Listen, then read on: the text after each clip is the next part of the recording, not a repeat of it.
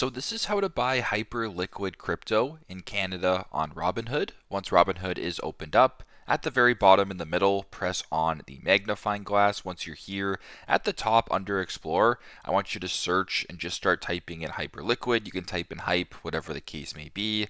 Once that is here, go ahead and select it. Once you're on the Hyperliquid page at the bottom where it says buy, press that. Then on this page in the top right, if you select market order, you can then do a market order in Canadian dollars or a market order in Hyperliquid. I will keep it at Canadian dollars for this example. Now, once you're here, type in the amount of Hyperliquid that you want to buy. So if you wanted to buy $3 worth as an example, you would type in 3. You can do 4, 5, whatever the case may be. Once that is done, you can press review.